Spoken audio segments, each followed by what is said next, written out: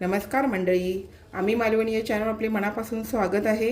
आज आहे अक्षय तृतीया। अक्षय तृतीया निमित्त माझ्याकडून माझ्या परिवाराकडून आपणास व आपल्या परिवारात खूप खूप मंगलमय हार्दिक शुभेच्छा। हे अक्षय तृतीया आपणास सुख समृद्धी भरभराटीची जावो हीच ईश्वरचरणी प्रार्थना। तर चला, आज अक्षय तृतीया निमित्त मी आपणास आमरस पुरी करून दाखवणार आहे। तर आपण रेसिपी पाहायला घेऊया। चला तर मग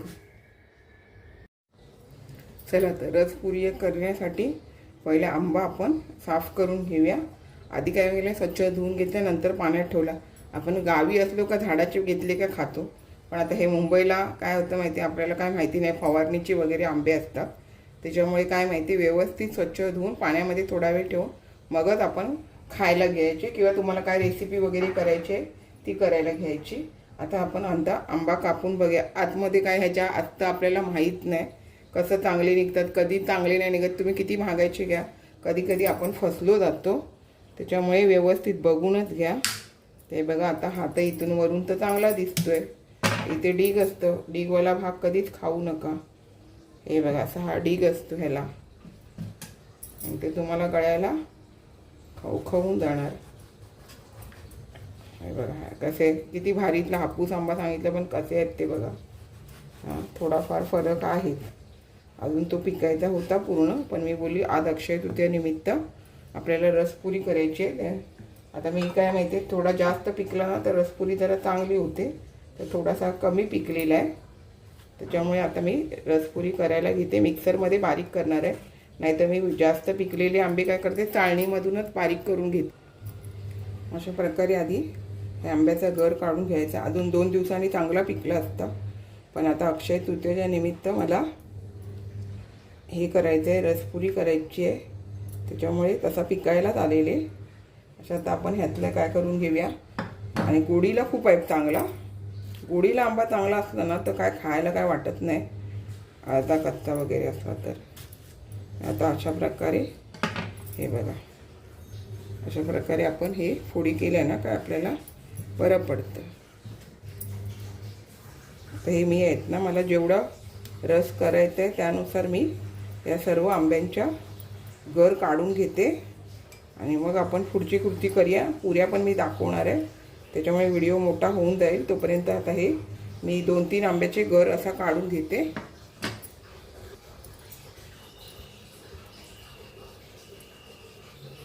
आंबा सुगंध छान येतोय, अजून पिकला असतं तर अजून छान झालं असतं।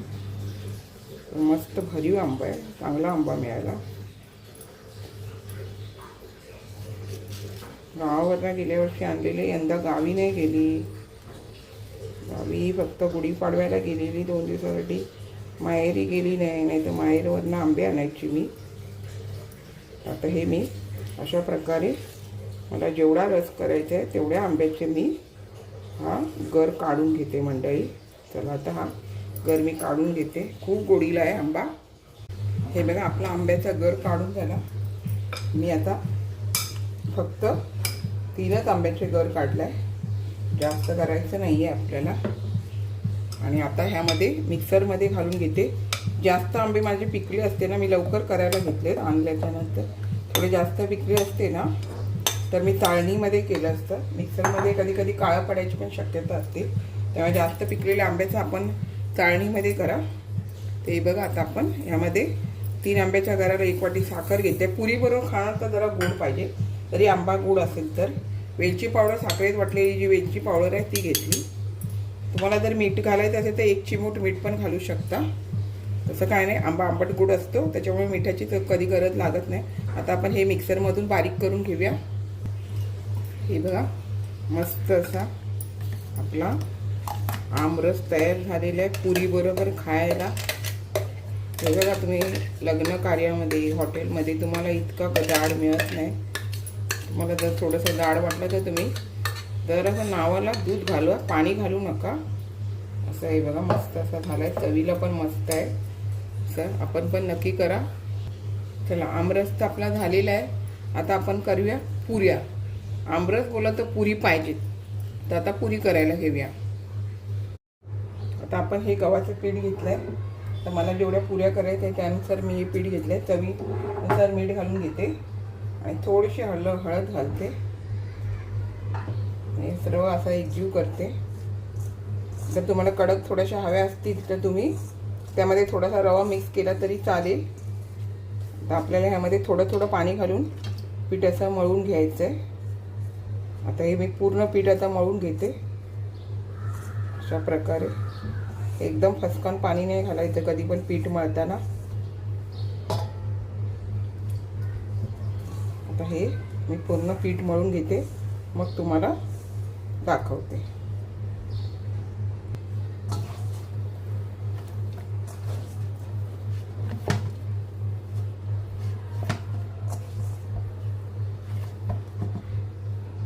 आता आपलं हे पीठ बघा मळून झालं आहे, पण आता तेल लावून आपल्याला मळून घ्यायचं आहे.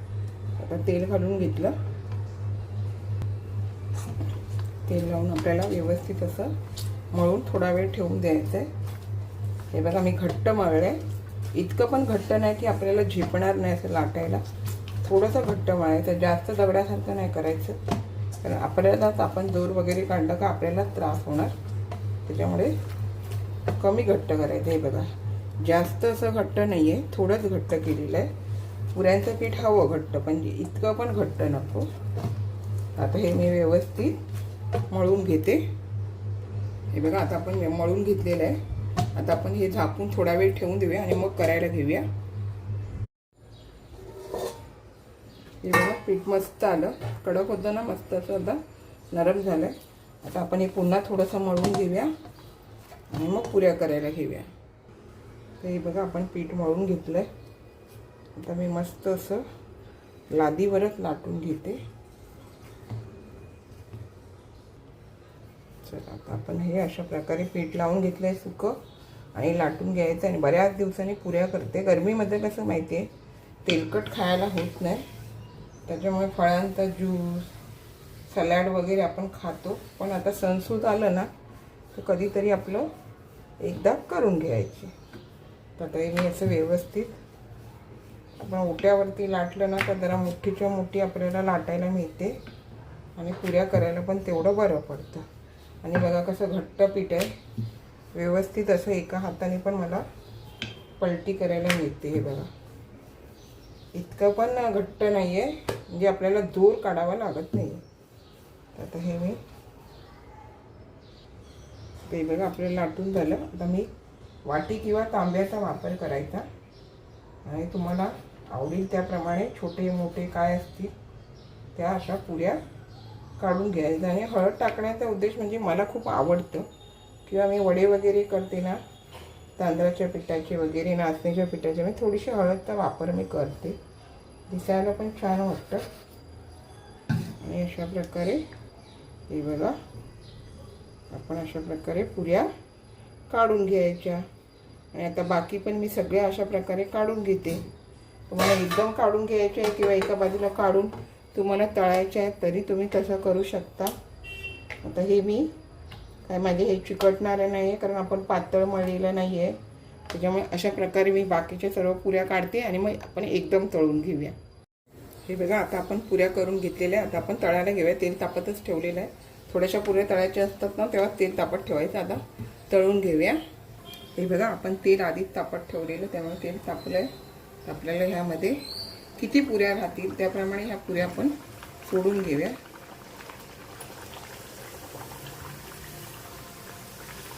बघा पटकन बघा पटकन पुरी वर आली. म्हणजे पटकन तिला घाई होती म्हणून ती आधी आली, म्हणजे तिला आपण आधी सोडलं म्हणून ती आधी वर आली. तर बघा अशा प्रकारे ह्या पुऱ्या फुगवून घ्यायच्या. एक बाजू झाली काय मग आपल्याला पलटी करून घ्यायचं आहे. आता यामध्ये दाटी दाटी झाली आहे तर 3 पुऱ्या घालून करून घेऊया. थोडीशी ती बाजू भाजल्यावरच मग आपल्याला पलटी करून घ्यायची आहे. दुसरी बाजू पण व्यवस्थित भाजून घ्यायची आहे. कलर छान आला गेला पाहिजे, त्याच्यामुळे ही दुसरी बाजू पण छान भाजून घेऊया. हे बघा आता आपल्या दुसऱ्या बाजू पण छान भाजल्या गेलेल्या आहेत. हे बघा त्याच्यामुळे आपल्याला हे आता काढून घ्यायचं आहे. अशा प्रकारे भाजून घेतलं ना व्यवस्थित पुऱ्या खायला पण छान लागतात. हे बघा असं भाजून झाल्यावर तेल निथळून घ्यायचं. आणि एका बाजूला आपल्याला आता याच्यामध्ये 4 पुऱ्या राहत नाही आहे, दाटी दाटी होते, त्याच्यामुळे 3च पुऱ्या घालून घ्यायच्या. जशी तुमची कढई असेल त्याप्रमाणे तुम्ही पुऱ्या घालू शकता. मोठी कढई असेल तर जास्त घातल्यात तरी होतात. आणि आपल्याला चाळणीमध्ये काढून घ्यायच्या, जेणेकरून तेल असेल नसेल ते निथळून येतं. आणि हे बघा फटाकन या पुऱ्या कशा व्यवस्थित फुगल्या. तर अशा प्रकारे आपण बाकीच्या पण पुऱ्या करून घेऊया. अशा मस्त अशा बघा दाटी दाटी केली म्हणून असं व्यवस्थित फुगलं जात नाही.